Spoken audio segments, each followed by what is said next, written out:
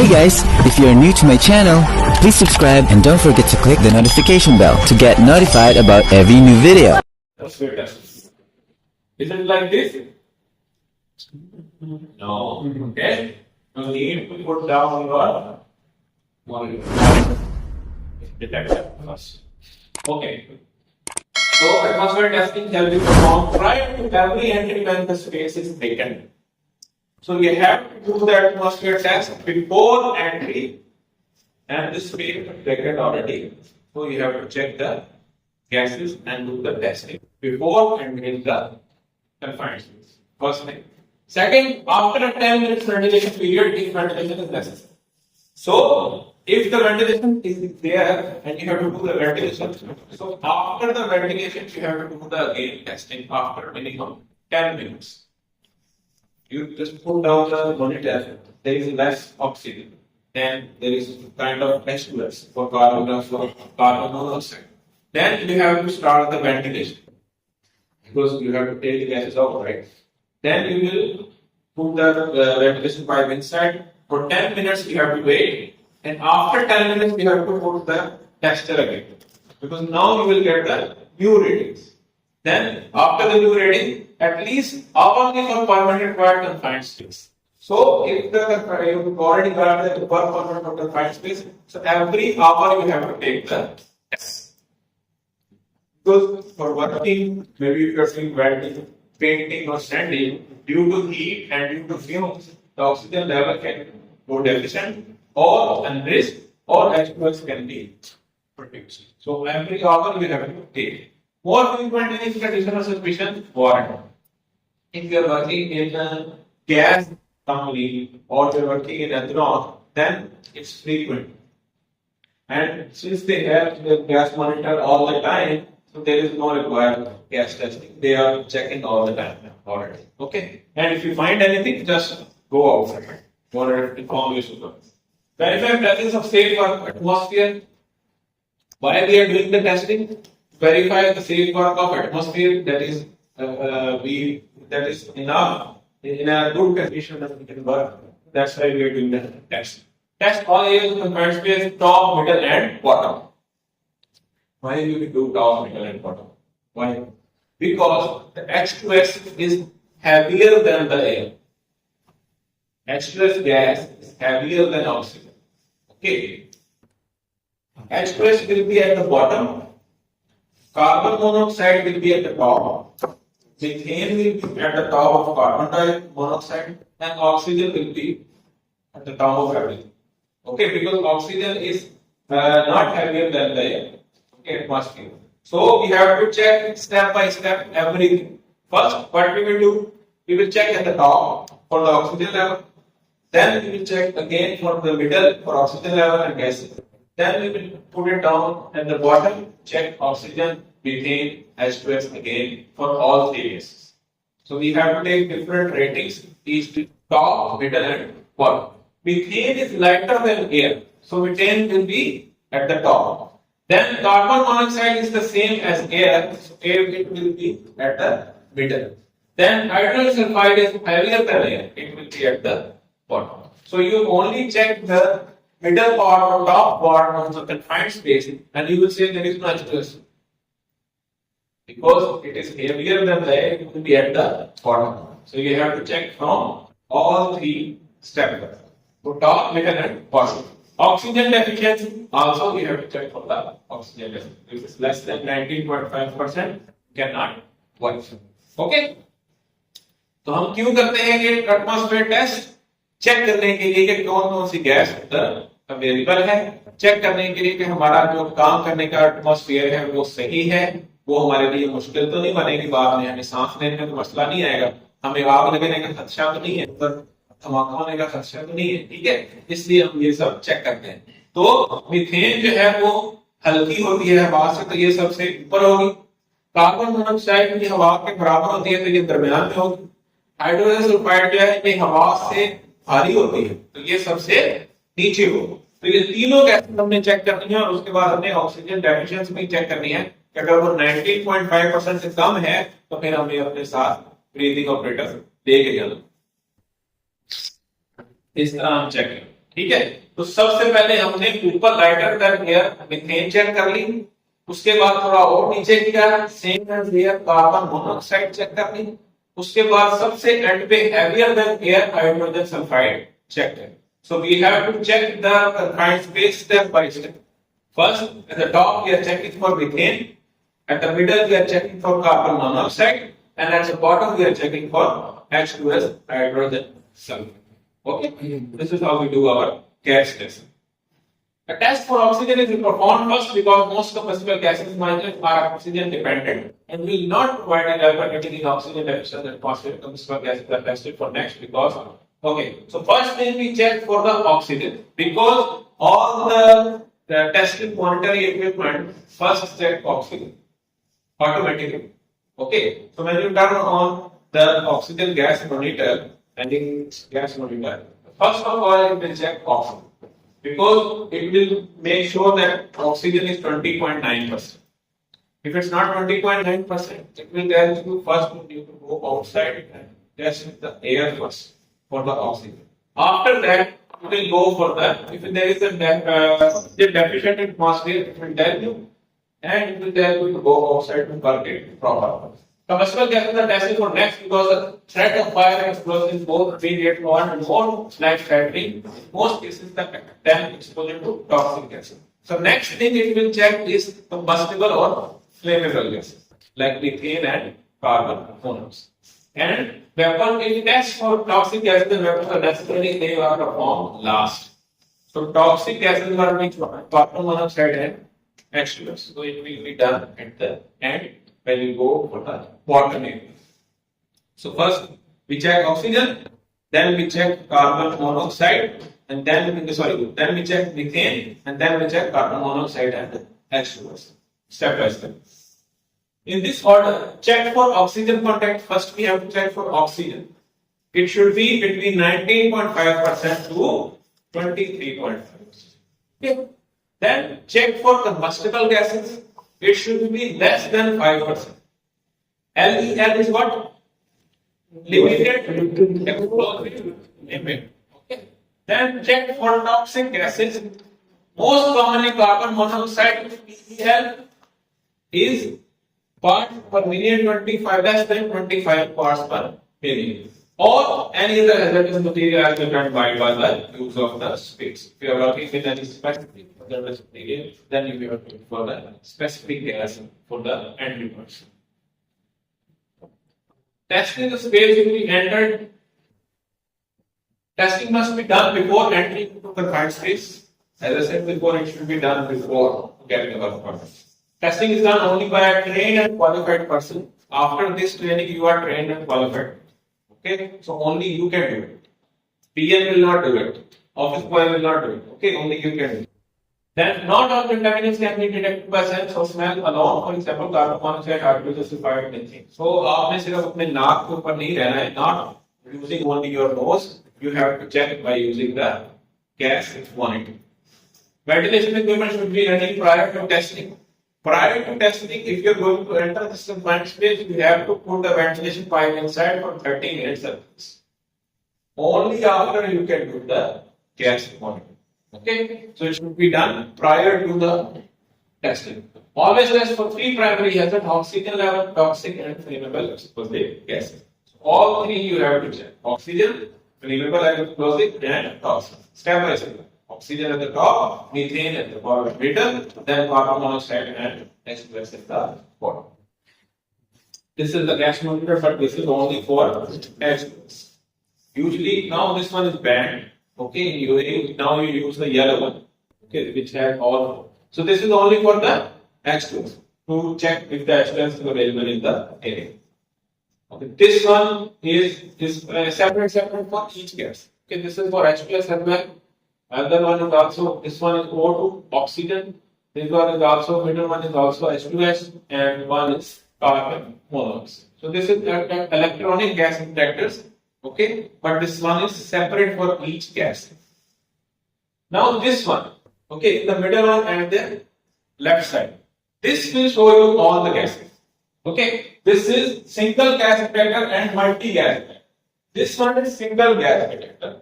only for CO, carbon monoxide. But this one and this one is multi-gas detector, which is now mandatory for gas workers and oil field workers. Okay, they already have to in here all the time. So this one is already showing 20.9%, which is oxygen. Okay, it is showing 0. This is H+. This is methane and this is CO, carbon monoxide. So if it goes 10 ppm, it will show here for carbon monoxide.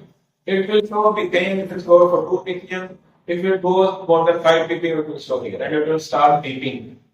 Okay, so you have to reset. But it will automatically detect oxygen because oxygen is automatically here in our atmosphere. So it will check all four gases for you. It is a multiple gas detector. You can put it in your pocket, keep it in your shirt, keep it in the saline. Okay, it is up to your use, how you use it. Disposable gas detectors usually are maintenance free, but do require daily self test as well. Okay, if it's disposable, it's only one time use. User doesn't control it. The atmosphere evaluation of testing, the atmosphere of confined space should be analyzed using sufficient sensitivity and specific for to identify and evaluate any hazardous atmosphere that may exist or arise, so that appropriate permit entry procedure can be developed and acceptable. Why we test the gases? So we can provide a proper entry permit for the confined space area. Okay, that's why we test it.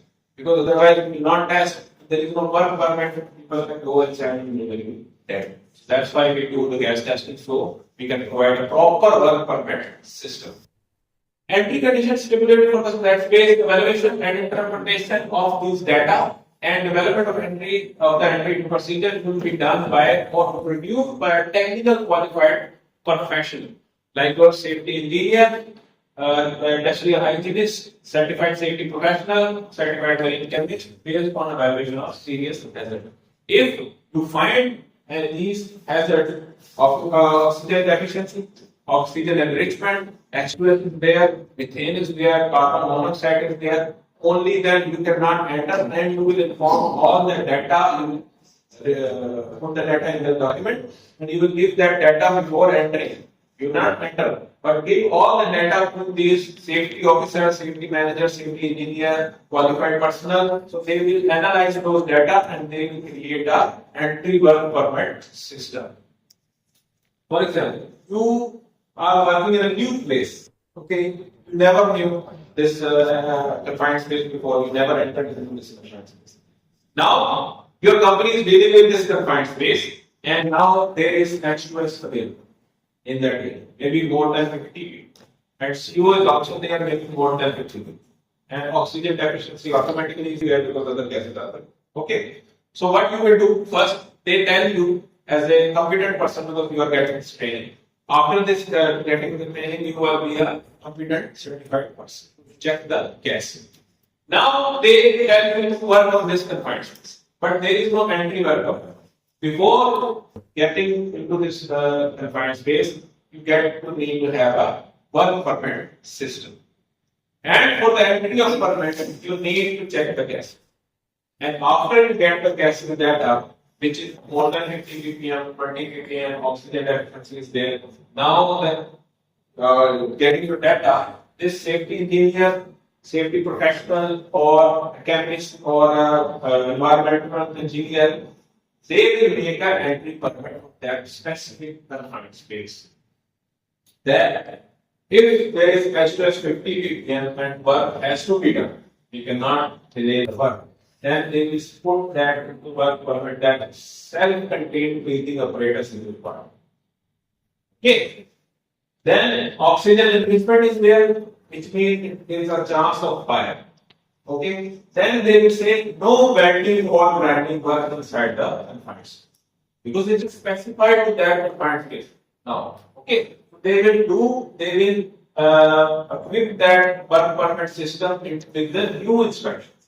Okay, you already have work permit system, but that is for the normal confined spaces. But this confined space will require a new work permit system, and they have to check everything before entering that.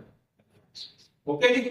जब भी आपने इस तरह का जो पता चल गया आपको कि आपके गैस मॉनिटर ने आपको बता दिया कि गैस ऑक्सीजन डेफिशिएंसी है 15% गैस है सिर्फ ऑक्सीजन की, या H2S जो है मोर देन 20% ppm है, और CO जो है वो भी मोर देन 50 ppm है, इन की तरह LEL जो है मोर देन 5% से है, तो क्या करना है, आपने बगैर एंटर किए सारा डाटा जो है अपने डॉक्यूमेंट में लिखना है और अपने engineer, safety engineer, site service manager को बताना है। वो क्या करेगा, उस कन्फाइंड स्पेस का डिफरेंट वर्क परमिट बनाएगा, ताकि जब भी किसी आदमी को उधर जाना है तो वो सारी वो चीजें फॉलो करे। ठीक है, अगर डेफिशिएंसी ऑक्सीजन है तो क्या करेगा, साथ में ब्रीथिंग ऑपरेटर्स लेके जाना है, गैस सिलेंडर लेके जाना है ऑक्सीजन। ठीक है, अगर उधर H2S ज्यादा है और ऑक्सीजन अरेंजमेंट ज्यादा है, इसका मतलब उधर आग लगने का खर्चा है, क्या नाम है, एक्सप्लोजन होने का खर्चा है, तो वो लिखेगा कि कोई भी वेल्डिंग, सैंडिंग, ग्राइंडिंग काम आप नहीं कर सकते इस कन्फाइंड स्पेस के अंदर। तो फिर वो क्या बोलेगा कि इस कन्फाइंड स्पेस में 24 घंटे ही वेंटिलेशन होना चाहिए। ठीक है ना, ताकि उधर वो गैस बने ही नहीं, वो परमानेंटली उधर वेंटिलेशन उधर जो है लाजम उधर कर देगा। तो उसको लाजमी आपने पहले बताना है डाटा, ताकि वो उसके हिसाब से आपका नया परमिट बने। Verification testing the atmosphere of a permit space may contain a hazardous atmosphere to be tested for reaching to all contamination identified by evaluation testing permit specified to determine the residual concentration at the time of testing and they are within the range of acceptable entry conditions. So that's why we do all these testing. So it should be in a acceptable level. As we said, acceptable level is what? For H2S 10 ppm, less than 10 ppm. For CO, it is less than 30 ppm. For oxygen, is minimum 19.5%. For flammable and explosive gases, it is less than 5%. So these are the acceptable ranges. That's why we do the verification testing for all these gases.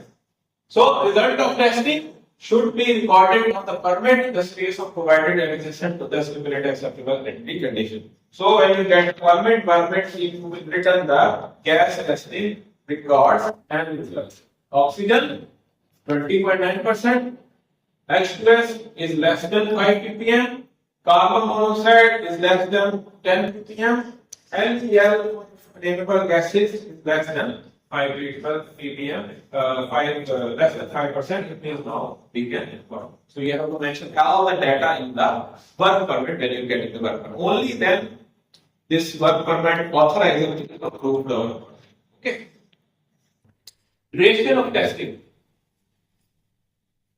Measurement of values of each atmospheric parameter should be made for at least the minimum response time of the gas instrument specified by the manufacturer.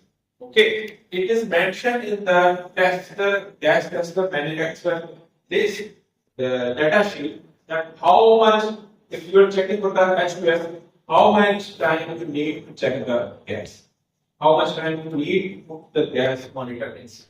Okay, maybe it will save for 5 minutes, it will save for 10 minutes, maybe it will save for 1 minute.